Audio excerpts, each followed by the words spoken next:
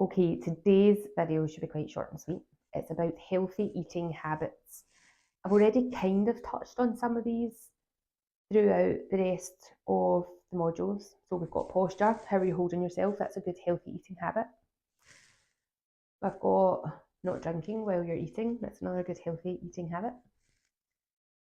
We've got relaxation. So can you take a few exhaling breaths? Can you give gratitude or prayer before you eat? Sitting down to eat, so not eating on the run, thinking about your posture while you are sitting. Who you eat food with. So eating by yourself, food is not meant to be a solo show, it's meant to be a thing of community. I was going to say back when we lived in tribes, but even back 40 years ago, sitting down to a meal used to be a family occasion. Now you might have a family and that might still be an occasion for you. If it is, amazing, well done. But so many of us eat by ourselves because of shift patterns, people working at different times. Lots more people are living alone, maybe not close to family. So eating by yourself, that loneliness element is going to have a negative effect on your eating. Now that doesn't mean you can't ever eat solo, otherwise it's a problem.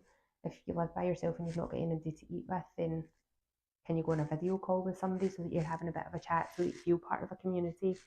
Can you at least once a week have a meal with a friend, whether you invite them over, you go to their house, you go out for a meal? Can you do that at least once a week? Give you that connection, to give you that community. Really important. A big part of how meals are prepared in some cultures is everybody's involved, gathering the ingredients, putting the ingredients together, making the meal, putting it on the, setting the table, putting it on the table, sitting down. A lot of people talk about the Mediterranean diet as being the best diet out there. And I remember being at a conference and there was a Greek guy there talking about this. And he's like, you can eat all the fish and the fruit and the vegetables and the olive oil. You can eat all of that, but if you're not eating in community, then it doesn't make a difference. It's the community aspect of it that makes the biggest difference. It's like in Greece, we'll sit down and we'll spend an hour or 2 hours eating our meal, and it's relaxed and people are laughing and there's passion and there's conversation, and all of this is part of that Mediterranean diet. As healthy as all the individual ingredients are, the biggest ingredient is that community. When you look at the communities where that are called the blue zones, so that's where people live to 100 in the sort of like greatest density. The biggest thing for them and being able to live that long isn't about what they put on their plate.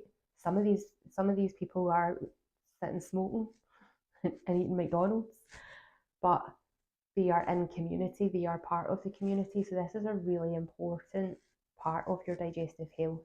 If you find that you are eating by yourself all the time, and I eat alone a lot because of how my partner's shifts work,